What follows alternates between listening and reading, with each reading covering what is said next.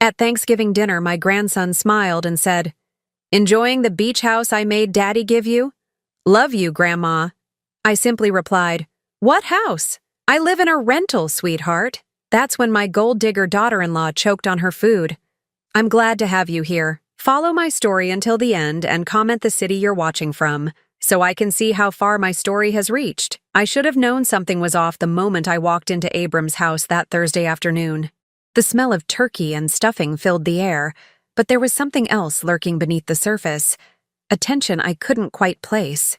Gaia greeted me at the door with her usual practiced smile, the kind that never quite reached her eyes. "Joyce Ann, you made it," she exclaimed, giving me one of those hollow hugs that felt more like a performance than genuine affection. "Byron has been asking about you all morning. At 64, I'd learned to read people pretty well, but Gaia had always been a puzzle I couldn't solve. She'd been part of our family for 12 years now, ever since she married my son Abram, but I still felt like I was watching a carefully rehearsed act whenever she was around. "Where's my grandson?" I asked, setting down the cranberry sauce I'd brought, homemade the way my mother used to make it. "He's in the living room with Daddy, probably trying to sneak peeks at the football game," Gaia laughed, but her eyes kept darting toward the kitchen. "Why don't you go say hello while I finish up in here?" I made my way through their spacious home, noting the new furniture, the expensive artwork on the walls, the crystal chandelier that definitely wasn't there last Christmas. Abram worked as a mid-level manager at an insurance company. Good money, but not enough for all this luxury. I'd been helping them out financially for years, small amounts here and there when they claimed to be struggling, but looking around now, I wondered where all that money had really gone. "Grandma Joy!" Byron's voice cut through my thoughts as he launched himself into my arms. At 8 years old, he was all energy and excitement, the one bright spot in these increasingly awkward family gatherings. "There's my favorite grandson," I said, even though he was my only grandson. It was our little joke. "I'm your only grandson, Grandma," he giggled, right on cue. Abram stood up from his recliner, muting the television. "Hey, Mom, thanks for coming." There was something strained in his voice, but before I could analyze it further, Gaia called us all to the dining room.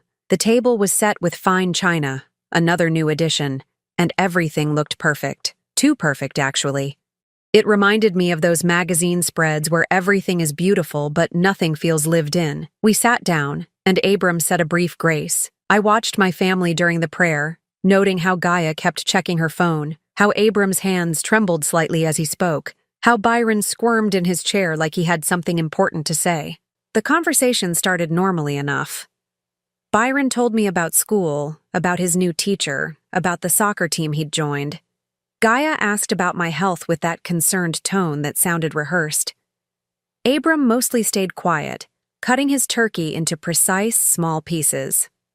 Then, about halfway through dinner, Byron looked up at me with those bright eyes and said the words that would change everything. "Grandma Joy, are you enjoying the beach house that I made Daddy give you?" The fork in my hand stopped halfway to my mouth. I felt the blood drain from my face as I processed what he'd just said. Beach house? What beach house? I lived in a 2-bedroom rental apartment across town, had been living there for the past 8 years since I'd downsized after your grandfather died. "What beach house, sweetheart?" I asked carefully, setting down my fork. Byron's face lit up with excitement. "The one by the ocean. Mommy said you always wanted one, so Daddy bought it for you, and now you get to go there whenever you want." I felt like the room was spinning. Across the table, Gaia had gone completely still, her face pale as milk. She was staring at Byron with an expression I'd never seen before, pure panic. "Byron, honey," Gaia said quickly, her voice higher than usual. "Why don't you tell Grandma about your art project instead?" But Byron was on a roll now, oblivious to the tension crackling around the table. "It's so cool, Grandma. Mommy showed me pictures. It has a big deck and you can see the water from the windows, and there's even a place to park a boat." I looked directly at Gaia, whose hands were now shaking as she reached for her water glass. "That sounds lovely, Byron, but I think there might be some confusion. I don't have a beach house." "Yes, you do," Byron insisted with the absolute certainty that only children possess. "Daddy bought it for you because you're old and you needed somewhere nice to live." The words hit me like a physical blow. Old. Somewhere nice to live. I glanced at my small rental apartment keys sitting next to my purse and felt something cold settle in my stomach. Abram finally spoke, his voice barely above a whisper. Byron, that's enough. But Daddy, I said that's enough. Abram's tone was sharp now, and Byron's face fell. He looked confused, like he'd done something wrong but didn't understand what. Gaia attempted a laugh, but it came out hollow and forced. Kids and their imagination, right? He must have seen something on TV and gotten confused. But I was looking at my son now, really looking at him, and I could see the guilt written all over his face. His eyes wouldn't meet mine, and his hands had gone completely still on his napkin. Abram, I said quietly, what is your son talking about? The silence that followed felt like it lasted forever. Byron looked back and forth between his parents, sensing something was wrong, but not understanding what. Gaia was practically vibrating with nervous energy, and Abram looked like he wanted to disappear into his chair. Finally, Gaia forced another laugh and stood up abruptly. You know what? I think I burned the pie. Let me go check on dessert. She practically fled to the kitchen, and I could hear cabinet doors slamming, dishes rattling. She was falling apart, and we all knew it. I kept my eyes on Abram. Son, I think you and I need to have a conversation. Byron, bless him, was still trying to help. It's okay, Grandma. Even if you forgot about your beach house, Mommy says it's still yours. She says you gave it to us to take care of for you because you're too old to remember important stuff. The words landed like bombs around the dinner table. Too old to remember. Gave it to them. I felt my chest tighten with a mixture of hurt and growing anger. Abram closed his eyes and took a deep breath. When he opened them again, I saw my little boy, the one who used to come to me when he'd broken something, knowing I'd help him fix it. But this wasn't a broken toy or a scraped knee. This was something much, much bigger. Mom, he said softly, we need to talk. The conversation I'd been dreading happened 2 days after Thanksgiving. Abram called me Saturday morning, his voice heavy with something I couldn't identify. Shame, maybe, or fear. Mom, can I come over? We should talk about what Byron said. I'd barely slept since Thursday. Every time I closed my eyes, I heard my grandson's innocent voice asking about a beach house that didn't exist, talking about how I was too old to remember important stuff. The words had been playing on repeat in my mind, each repetition making me feel smaller and more confused. Yes, I said simply. Come over. He arrived an hour later, alone. I noticed that immediately. No Gaia, no Byron. He looked terrible. Like he hadn't slept either. His usually neat hair was disheveled, and there were dark circles under his eyes that made him look older than his 36 years. I made coffee the way I always did, in the old percolator that had been a wedding gift 42 years ago. The familiar routine helped calm my nerves, gave my hands something to do while my mind raced with questions I wasn't sure I wanted answered. We sat at my small kitchen table, the same table where he'd done homework as a child, where we'd had countless conversations over the years.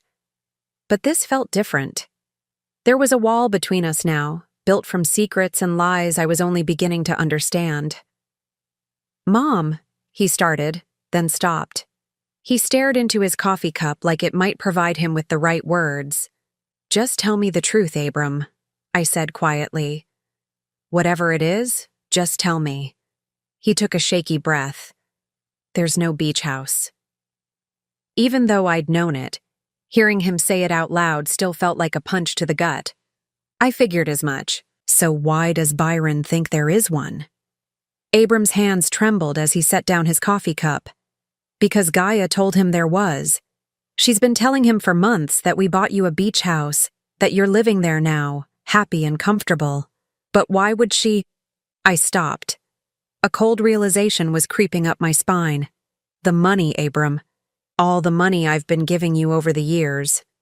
He couldn't look at me. Gaia said it would be easier if Byron thought we were helping you instead of the other way around. She said it would be confusing for a kid to understand why his grandmother was always giving us money. So you let her lie to him. It started small, he said desperately, like he was trying to convince himself as much as me. Just little things. When you helped us with the down payment on the house, She told Byron we'd bought you a condo. When you gave us money for his daycare, she said it was because we were paying for your groceries. I felt sick. And the beach house? That was recent. You've been so generous with us, especially this past year. And Gaia thought Byron was starting to ask too many questions about why Grandma was always giving us money. So she told him we'd bought you this amazing beach house where you could relax and enjoy your retirement. The irony was so bitter I could taste it. Here I was, living in a cramped rental apartment, clipping coupons and stretching my Social Security check to help them out, while my own grandson thought I was living in luxury by the ocean. "How much money are we talking about, Abram?" I asked, though I was afraid to hear the answer. He was quiet for so long I thought he might not answer. Finally, he whispered, "About $60,000 over the past 3 years. $60,000. My entire savings account gone. Money I'd set aside for emergencies, for medical bills, for the possibility that I might need assisted living someday. I'd given it all to them, believing their stories about struggling to make ends meet, about Byron needing this or that, about unexpected expenses and temporary setbacks. I kept track," I said numbly. "Every check I wrote you, every transfer. I told myself it was temporary, that you'd pay me back when things got better." "We wanted to pay you back," Abram said quickly. "We always intended to, but things never got better, did they?" I interrupted. There was always another emergency, another crisis. Byron needed soccer cleats, the car needed repairs, the furnace broke down. "Some of those things were real," he protested weakly, "and some weren't. It wasn't a question." His silence was answer enough. I stood up and walked to the kitchen window, looking out at the small courtyard of my apartment complex. Mrs. Rodriguez from next door was hanging laundry on her balcony, and the Martinez kids were riding bikes in circles around the parking lot. It was a modest place, but it was clean and safe, and it was all I could afford. "The new furniture in your house," I said without turning around. "The crystal chandelier, the fancy china we ate off on Thursday. That was my money too, wasn't it?" "Gaia said we needed to look successful for my job, for networking." "Stop." I turned back to face him. "Stop making excuses for her and start taking responsibility for what you've done." Abram's face crumpled. "I'm sorry, Mom. I'm so sorry. It got out of hand, and I didn't know how to stop it." "You could have stopped it by telling the truth. You could have stopped it by standing up to your wife when she asked you to lie to your own mother." "She said it was temporary," he whispered. "She said once I got promoted, once we got on our feet, we'd tell you the truth and pay you back with interest." I sat back down, feeling every one of my 64 years weighing on my shoulders. "And in the meantime, you let your son believe his grandmother was living in luxury while you took money from her Social Security check. We never meant for it to go this far. But it did go this far, Abram. And now Byron thinks I'm some wealthy woman who gave you a beach house out of the goodness of my heart, while I'm sitting here trying to figure out how I'm going to afford my rent increase next month." The weight of it all was crushing. Not just the money, though, that was devastating enough. It was the betrayal, the systematic deception, the way they'd turned my love for them into a weapon against me. "Does Gaia feel bad about any of this?" I asked. Abram was quiet for a long moment. "She says you have more than you need. She says Social Security is free money anyway, and that family should help family." "Free money," I repeated slowly. "Social Security is free money." "I don't agree with her," he said quickly. "I never agreed with her about that. But you went along with it anyway." He nodded miserably. "I went along with it anyway." I looked at my son, this man I'd raised, who I'd thought I knew, and realized I was looking at a stranger. Somewhere along the way, he'd become someone I didn't recognize, someone who could lie to his own mother and sleep at night. "I need you to leave now," I said quietly. "Mom, please, let me make this right. Let me figure out how to pay you back." "How, Abram? You just told me you've spent $60,000 of my money on furniture and lies. How exactly are you going to make that right?" He had no answer because there wasn't one. The money was gone, and so was my trust. "I need time to think," I said. "I need you to go home and figure out how you're going to explain to your wife that the gravy train has stopped. And I need you to think about how you're going to explain to Byron why Grandma doesn't actually live in a beach house." Abram stood slowly, like an old man. "What are you going to do?" I looked at him for a long moment. "I don't know yet. but I can promise you this. I'm not going to pretend anymore that everything is fine when it's not. After he left, I sat in my quiet apartment and tried to process what had just happened. $60,000. 3 years of lies. A grandson who thought I was wealthy while I struggled to make ends meet. For the first time in my life, I felt truly alone. The days following my conversation with Abram felt like walking through a minefield of memories. Every time I thought I had a handle on what had happened, another piece of the puzzle would surface, making me question everything I'd believed about my family for the past 3 years. I couldn't sleep, couldn't eat. I kept replaying conversations in my head, seeing them now with different eyes. The phone calls that always came at the end of the month when bills were due. The way Gaia's voice would get soft and worried when she talked about Byron needing something. The elaborate stories about unexpected expenses that always seemed to happen right when I'd gotten my Social Security deposit. It was Tuesday morning when I finally forced myself to go through my bank statements. I spread them across my kitchen table like evidence in a crime scene, which, in a way, they were. 3 years' worth of transfers, checks, and withdrawals, each one representing a moment when I'd chosen to trust my family over my own financial security. The first entry that caught my eye was from 18 months ago, $2,500 transferred to Abram's account.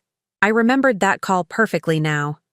Gaia had been crying on the phone, saying Byron had fallen off his bike and needed emergency dental work. Their insurance wouldn't cover it all, she'd said, and they didn't have the money. Could I help just this once? I'd rushed to the bank that same day, my heart breaking for my grandson. Now I wondered if Byron had even fallen off his bike, or if it was just another story crafted to pull at my heartstrings and open my wallet. Then there was the $3,000 from last Christmas. Gaia had called in tears again. This was becoming a pattern I was just now recognizing, saying the furnace had died and they needed it fixed immediately, or Byron would get sick. It was December in Michigan, and the thought of my grandson being cold was unbearable. I'd transferred the money within an hour, but as I sat there looking at the evidence, I remembered visiting them just 2 weeks after that emergency. The house had been perfectly warm, but what I'd noticed was the new leather sectional in the living room and the expensive-looking coffee table. When I'd complimented them on the furniture, Gaia had quickly said they'd gotten a great deal from a friend who was moving. Every entry told a similar story. September, $1,800 for emergency car repairs after Abram's transmission supposedly went out. October, $2,200 for Byron's medical bills after he allegedly had an allergic reaction. November, $1,500 for school expenses because Byron needed a tutor to keep up with his advanced classes. I called the school on Wednesday. "Mrs. Patterson, this is Joyce Ann Holloway, Byron Peterson's grandmother," I said to the secretary.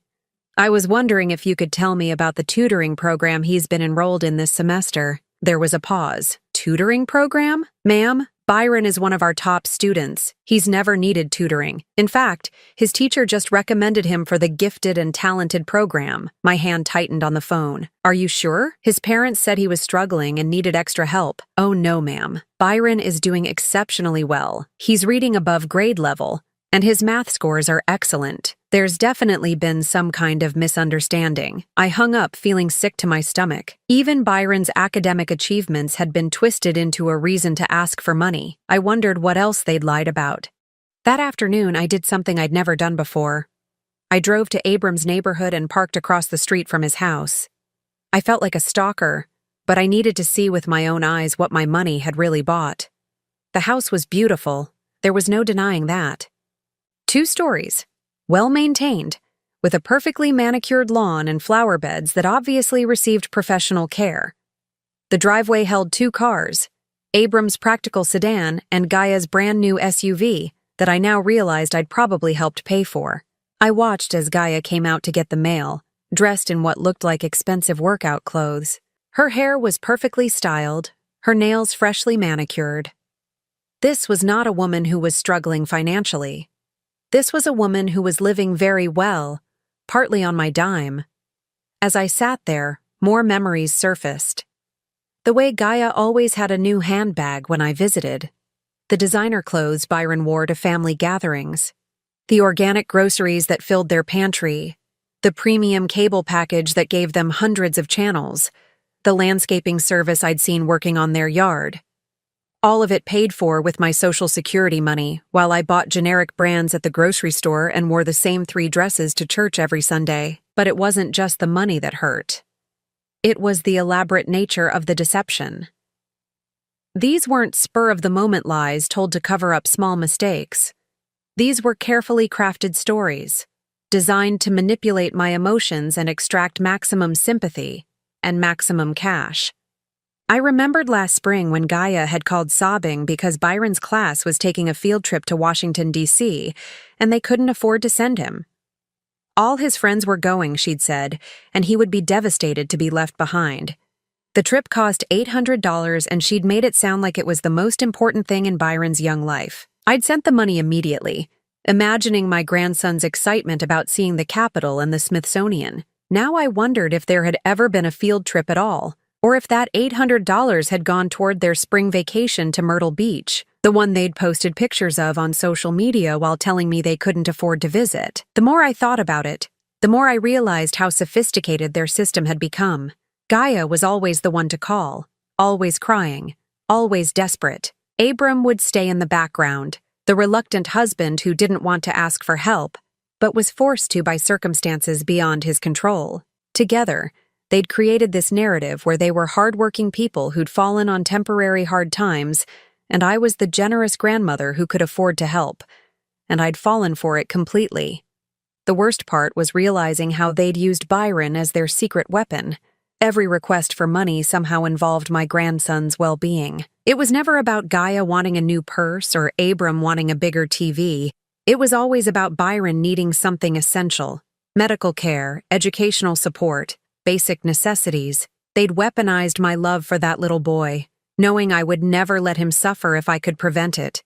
They'd counted on my devotion to my only grandchild, my desire to be a good grandmother, my fear that saying no would somehow harm him. As I drove home that evening, I felt something I'd never experienced before, a deep, bone-deep anger that went beyond hurt or betrayal. This wasn't just about lying or even about stealing money. This was about the systematic manipulation of a grandmother's love, the calculated exploitation of family bonds, the deliberate deception of an innocent child who now believed his grandmother was wealthy enough to own beachfront property. But there was something else growing alongside the anger, a cold, clear determination. They'd played a game with me thinking I was too old, too trusting, too dependent on their love to fight back. They were about to learn how wrong they were. Thursday night, I sat at my kitchen table with a legal pad and began making a list. Not a list of what they owed me, that was beyond recovery. A list of what I was going to do next. For 3 years, I'd been reacting to their crises, responding to their emergencies, dancing to their tune. That was about to change. It was time for me to take control of the game. I spent Friday morning rehearsing what I was going to say. Standing in front of my bathroom mirror, I practiced keeping my voice steady, my expression calm. I'd learned a long time ago that the quieter you speak, the more people have to listen. And I wanted Gaia to hear every single word. I called her around noon. "Joy-san." Her voice was bright, artificial. "How are you, honey? Abram told me you two had a nice chat the other day." A nice chat. That's what she was calling the conversation where her husband admitted to stealing $60,000 from his mother. "Gaia, I think we need to talk. Just you and me." There was a pause. I could practically hear her brain working, calculating. "Oh, of course. Is everything okay? You sound a little stressed." "I'm fine. Can you meet me at Riverside Park? At the pavilion by the duck pond, 1 o'clock. "Well, She was stalling, looking for an excuse. "I have so much to do today, and Byron gets home from school at 3:30. "This won't take long," I said firmly. 1 o'clock, Gaia. Don't bring Byron." I hung up before she could argue. Riverside Park was where I used to take Abram when he was little. We'd feed the ducks and play on the swings, and I'd push his stroller around the walking path while he napped in the afternoon sun. It seemed fitting somehow to have this conversation in a place that held so many memories of who my son used to be before Gaia changed him. I arrived early and chose a picnic table that gave me a clear view of the parking lot. I wanted to see her coming, wanted to watch her body language as she approached. I'd been studying Gaia for 3 years without realizing it, and now I was finally ready to use what I'd learned. She pulled up in her shiny SUV at exactly 1 o'clock, the one I now knew I'd helped finance. She sat in the driver's seat for a full minute before getting out, and I could see her checking her makeup in the rearview mirror, composing herself for whatever performance she was about to give. Gaia approached the table with her usual confident stride, but I noticed the way her hands fluttered nervously at her sides, the way her smile didn't quite reach her eyes. "Joyceann, you had me worried with that mysterious phone call," she said, settling across from me at the picnic table. "What's this all about?" I studied her for a moment. Even now, even knowing what I knew, she was still playing the role of the concerned daughter-in-law, the devoted wife and mother who just wanted everyone to be happy. "Tell me about the beach house, Gaia." Her smile faltered for just a split second before snapping back into place. "The beach house? Oh, you mean Byron's little story from Thanksgiving. Kids have such imaginations, don't they? Do they?" I pulled out my phone and showed her a screenshot I'd taken of her Facebook page from 6 months ago. In the photo, she was wearing a new dress, standing in front of what looked like an expensive restaurant. The caption read, "Date night. Celebrating another successful month of taking care of family. So grateful for all our blessings." "I don't understand what you're showing me," she said, but her voice had gotten higher. "This was posted the same week you called me crying about needing money for Byron's emergency dental work. The same week you told me you couldn't afford groceries." I put the phone away and folded my hands on the table. "You look pretty blessed for someone who was supposed to be struggling." Gaia's mask was starting to slip. The smile became more forced, and I could see tension creeping into her shoulders. "Joyceann, I think there's been some kind of misunderstanding." "No," I said quietly. "There's been a lie. A very deliberate, very calculated lie that you've been telling for 3 years. I don't know what Abram told you." "Abram told me the truth, finally." I leaned forward slightly. "He told me about the $60,000. He told me about the stories you made up to get that money. And he told me about the beach house you invented to explain to Byron why his grandmother keeps giving his parents cash." The color drained from Gaia's face, but she wasn't ready to give up yet. She never was. "Okay, yes, maybe I've embellished some things. But Joyceann, you have to understand. We were really struggling for a while there, and I didn't want Byron to worry." "Stop lying to me." The words came out sharper than I'd intended, and Gaia actually flinched. "I called Byron's school. There was no tutoring. I checked with your insurance company. Byron never had an allergic reaction that required emergency treatment. I even called the heating and cooling company that supposedly fixed your furnace. They have no record of any service call to your address." Gaia stared at me like I'd grown a second head. "You investigated us?" "I verified what you told me. There's a difference." For a long moment, we sat in silence. A family was feeding ducks nearby, their children laughing as the birds flapped and splashed in the water. It was such a normal, innocent scene, so different from the confrontation happening at our table.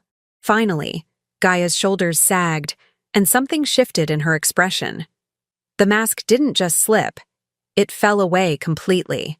"Fine," she said, and her voice was different now, colder. "You want the truth? Here's the truth. Yes, I made up some of those emergencies.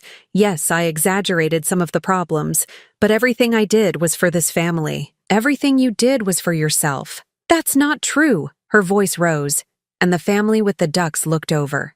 She forced herself to speak more quietly. "Do you know how hard it is to raise a child on what Abram makes? Do you know how expensive everything is? The mortgage, the car payments, Byron's activities, his clothes, his school supplies. So, you decided to steal from his grandmother instead of adjusting your lifestyle. It's not stealing if it's family." The words burst out of her like she'd been holding them back for a long time. "You live alone in a tiny apartment. You don't have a car payment or a mortgage or a child to support. That Social Security money just sits in your account doing nothing." There it was, the real Gaia, the one who'd been hiding behind tears and sob stories for 3 years, the one who thought my Social Security was free money that I didn't deserve to keep. "That Social Security money is my retirement, Gaia. It's what I live on. It's what's supposed to take care of me when I'm too old to work." "But you're fine," she said, gesturing dismissively. You're healthy. You can take care of yourself. We needed that money for Byron's future. By lying to him about where it came from, I told him his grandmother was generous and successful because I wanted him to be proud of you. What's wrong with that? I stared at her, finally understanding the depth of her delusion. In her mind, she'd actually done me a favor by creating this elaborate fiction. She'd made me look good to my grandson while solving her own financial problems. It was a win-win situation, as far as she was concerned. What's wrong with it, Gaia? Is that it's not true. I'm not successful. I'm not wealthy. I've been living paycheck to paycheck while giving you money I couldn't afford to give. Well, maybe you should have said something sooner, she snapped. Nobody forced you to help us. You're right, I said calmly. Nobody forced me. I chose to help because I love my son and my grandson. I chose to believe the stories you told me because I trusted my family. But that ends now. Gaia's eyes narrowed. What do you mean it ends now? I mean the Bank of Joysan is permanently closed. No more emergencies. No more sob stories. No more money. You can't do that, she said, and there was something desperate in her voice now. We depend on that help. Byron depends on it. Byron depends on his parents to support him, not his grandmother. And if you can't support him on Abram's salary, maybe you need to get a job. I have a job. I take care of Byron and the house. That's not a job, Gaia. That's being a parent. Millions of women manage to be mothers and work outside the home. She leaned back as if I'd slapped her. I can't believe you're being so cruel.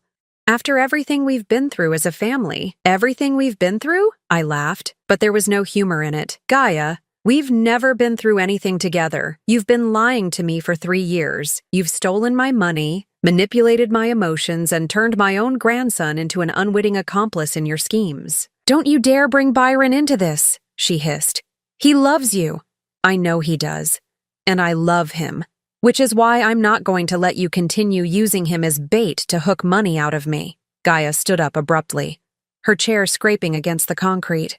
This isn't over, Joysan. Abram won't let you cut us off completely. He's your son. Yes, he is. And that's the only reason I'm giving you this warning instead of calling the police. The police? She laughed, but it sounded shrill. For what? Taking money you gave us voluntarily? For fraud. For obtaining money under false pretenses.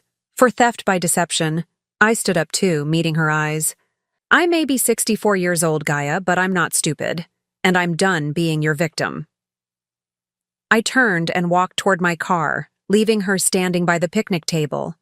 Behind me, I could hear her calling my name, her voice getting shriller with each repetition. But I didn't turn around. For the first time in 3 years, I felt like I was the one in control. The phone started ringing that very evening. Not my landline. Gaia wasn't stupid enough to think I'd answer that. But my cell phone, which I'd foolishly given Abram in case of emergencies. Now every unknown number felt like an invasion. I let them all go to voicemail. The first message was from Abram, his voice tight with barely controlled panic. Mom, Gaia told me what happened at the park. I think there's been a misunderstanding. Can we please talk? Please call me back. The second was from Gaia herself, all traces of her earlier anger replaced by syrupy sweetness. Joysan, honey, I've been thinking about our conversation, and I realize I may have said some things that came out wrong. I was just stressed about money. You know how that is. Can we start over? I deleted them both without listening to the rest. Saturday morning brought a knock at my door. Through the peephole, I could see Abram standing in the hallway, shifting his weight from foot to foot like he used to do as a child when he was in trouble. I almost didn't answer, but something about the slump of his shoulders made me reconsider. Mom, he said when I opened the door. Please, can I come in? He looked terrible. His hair was unwashed, his clothes wrinkled like he'd slept in them. There were deep circles under his eyes that made him look older than his years. Is Gaia with you? No. She's at her sister's with Byron. He paused. She thought it would be better if we talked alone. I stepped aside to let him in, but I didn't offer coffee or ask him to sit down. This wasn't a social visit, and I wasn't going to pretend it was. She told me what you said yesterday, he began, standing awkwardly in my living room, about calling the police. I meant every word. Mom, You can't seriously be thinking about pressing charges against your own family. I looked at him, really looked at him, and saw a stranger wearing my son's face. When had he become someone who thought family status exempted him from consequences? When had he started believing that blood relation was a license to steal? Abram, do you remember when you were 12 and you took $20 from my purse to buy Pokemon cards? He blinked, thrown by the change of subject. Yes? What did I do when I found out? You made me return the cards and apologize to the store manager, he said quietly. And you made me do extra chores for a month to earn the money back. Why? Because stealing is wrong, even if it's from family. Even if you really want something. The words came out automatically, like a lesson learned long ago. So what's changed, son? He stared at me, and I could see the exact moment he understood what I was asking. His face crumpled, and for a second he looked like that 12-year-old boy again, caught with his hand in the cookie jar. It wasn't supposed to be like this, he whispered. It started small. Just a little help here and there. Gaia said we'd pay you back as soon as I got promoted. But you never got promoted, did you? No. The company's been cutting back, not expanding, and the bills kept coming, and Byron kept growing out of his clothes, and the house needed repairs. He trailed off, running his hands through his hair. I know how it sounds. I know what we did was wrong. Do you? I asked. Because yesterday Gaia told me I should have spoken up sooner if I couldn't afford to help. She acted like this was somehow my fault for being too generous. Abram winced. She didn't mean it like that. Yes, she did. And the fact that you're still making excuses for her tells me everything I need to know about where your loyalties lie. That's not fair, Mom. She's my wife. We're supposed to present a united front. Even when she's stealing from your mother? We never saw it as stealing, he protested. You were helping us, and we were grateful. Stop. I held up a hand. Just stop. Don't insult my intelligence by pretending this was some kind of family assistance program. You lied to me, Abram. Repeatedly, systematically. You created fake emergencies to manipulate me into giving you money I couldn't afford to give. We were desperate. So was I. The words exploded out of me with more force than I'd intended. Do you think I was living it up while you were struggling? Do you think I was rolling in money and just being stingy? I've been eating peanut butter sandwiches for dinner so I could help you pay for Byron's soccer cleats. I've been walking to the grocery store because I couldn't afford gas after writing you another check. Abram's face went white. Mom, I didn't know. You didn't know because you didn't want to know. It was easier to believe your mother was some wealthy widow who could afford to bankroll your lifestyle than to face the reality that you were taking food out of my mouth. The silence that followed was deafening. I could hear Mrs. Rodriguez's television through the thin walls, the sound of children playing in the courtyard below. Normal life going on while my world fell apart. What do you want me to do? Abram asked finally. I want you to be honest with your son. I want you to tell Byron the truth about where all that money came from. I want you to explain to him that Grandma doesn't have a beach house, that she's been sacrificing her own security to help his family. That'll confuse him. He's just a kid. He's old enough to understand the difference between truth and lies. And he's old enough to learn that actions have consequences. And then what? You never speak to us again. You cut Byron out of your life because of what we did? That was the question I'd been dreading, the one that had kept me awake every night since Thanksgiving. How do you punish the guilty without hurting the innocent? How do you protect yourself without losing the grandchild you love more than life itself? I'll always love Byron, I said carefully. But I won't continue to enable this dysfunction. I won't keep pretending everything is fine when it's not. So, what does that mean, practically speaking? I took a deep breath. This was the part I'd rehearsed, the decision I'd come to after days of painful soul-searching. It means no more money. Not for emergencies, not for extras, not for anything. You're a grown man with a job and a family. Figure out how to live within your means. And Byron? I want to see Byron, but not at your house, and not with Gaia present. Once a month, you can bring him here for an afternoon. Just him.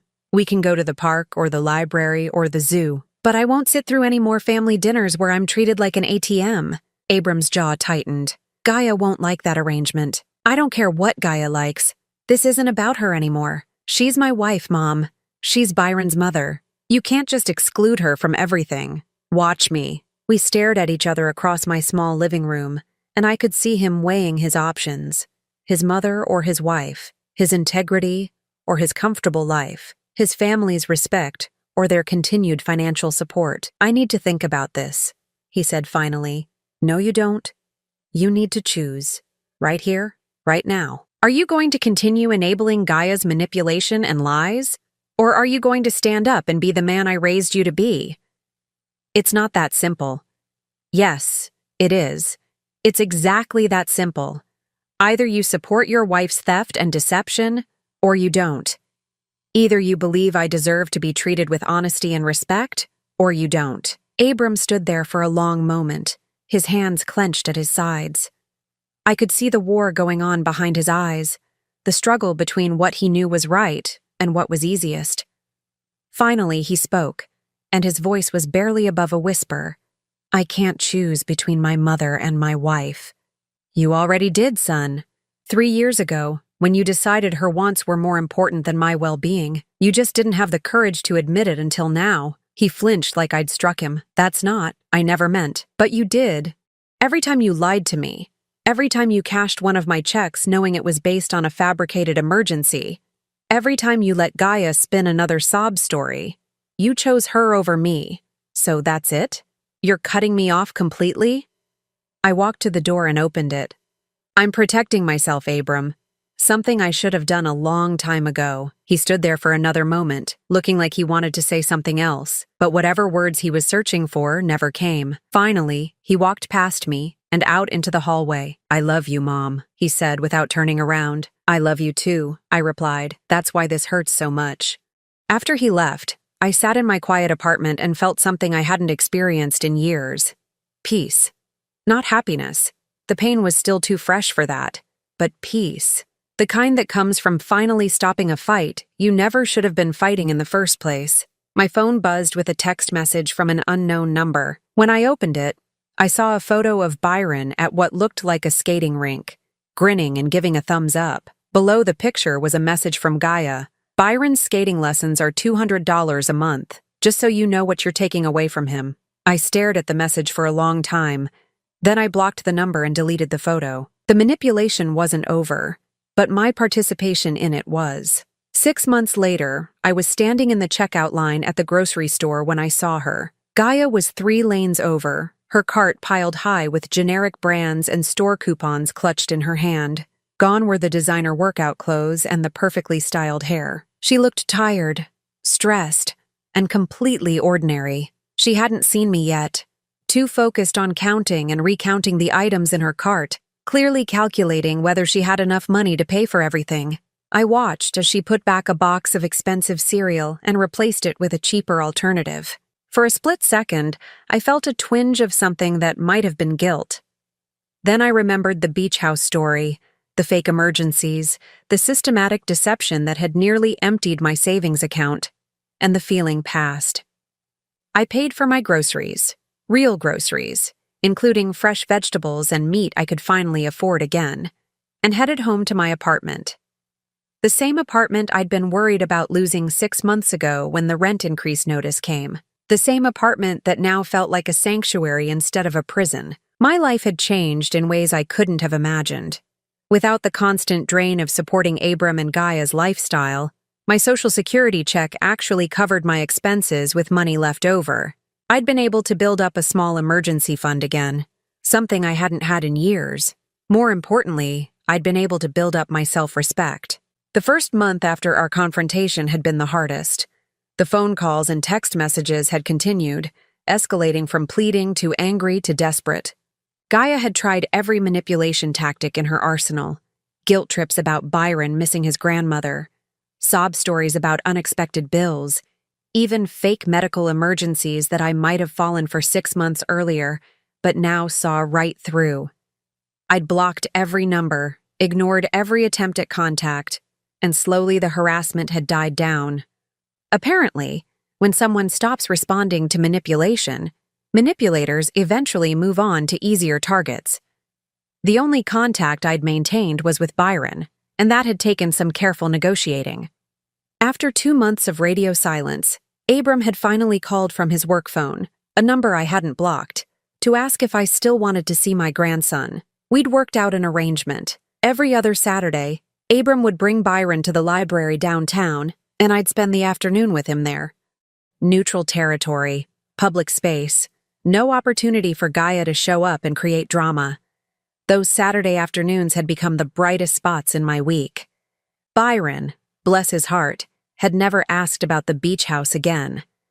I suspected someone had finally explained to him that Grandma's living situation was different than he'd been told, but he'd adapted with the resilience that children possess. We'd read books together, worked on puzzles, and talked about school and soccer and all the normal things that grandmothers and grandsons discuss. He never asked why we didn't meet at his house anymore, never questioned why Mommy didn't come along. Children are remarkably good at accepting new normal when the adults in their lives present it consistently. What Byron did ask about, though, were the changes he could see in me. "Grandma Joy, you seem different," he'd said one Saturday as we worked on a dinosaur puzzle. "Different house, sweetheart. Happier, I think. Like you're not worried about stuff anymore." Out of the mouths of babes, he was right. I wasn't worried anymore. For the first time in years, I was sleeping through the night without anxiety about unexpected phone calls or demands for money I couldn't afford to give. The liberation had extended beyond just the financial relief. I'd started doing things I'd put off for years. I'd joined a book club at the community center, something I'd always wanted to do but never had time for when I was constantly managing the crises in my family's life. I'd started taking watercolor classes at the local college, using money that would have once gone toward someone else's emergency. I'd even made friends. Real friends, not family members who only called when they needed something. Margaret from the book club had become a regular coffee companion, and Dorothy from my watercolor class had invited me to join her gardening group. For the first time since my husband died 8 years ago, I felt like I had a life that belonged to me. The hardest part had been accepting that I might never have a normal relationship with Abram again. He'd made his choice that day in my apartment, choosing his wife's comfort over his mother's well-being, and I'd had to live with the consequences of that choice. But surprisingly, it had gotten easier as time passed. The initial grief had given way to something calmer, something that felt like acceptance. I'd raised him the best I could, taught him right from wrong, and given him the tools to make good decisions. What he chose to do with those tools as an adult was beyond my control. 3 months ago, I'd received an envelope in the mail with no return address. Inside was a check for $500 and a note in Abram's handwriting. "Mom, I know this doesn't make up for everything, but I wanted you to know I'm trying to do better. We both are. I hope someday we can talk again." I'd deposited the check. I wasn't too proud to accept money that was legitimately owed to me, but I hadn't responded to the note. $500 against $60,000 was a gesture, not a solution. And gestures without accountability weren't enough anymore. But it had given me hope that maybe someday, when Abram was ready to take full responsibility for what had happened, we might be able to rebuild something. Not the relationship we'd had before, that was gone forever, but maybe something honest and real. Last week, I'd received another envelope, this one with a return address I recognized. Inside was a hand-drawn picture from Byron showing the two of us at the library, surrounded by books and smiling. On the back, he'd written, "Dear Grandma Joy, I miss seeing you more, but I'm glad you're happy. Love, Byron." That picture was now framed and sitting on my kitchen table, next to the small, succulent plant Dorothy had given me from her garden. Simple things, but they represented something important. A life built on truth instead of manipulation, on genuine affection instead of financial obligation. Yesterday had marked exactly 6 months since that confrontation in the park with Gaia. To celebrate, though that seemed like the wrong word, I'd done something I hadn't been able to afford in years. I'd bought myself a small piece of jewelry, nothing fancy, just a simple silver bracelet with a charm that read strong. As I fastened it around my wrist that morning, I'd thought about everything that had brought me to this point.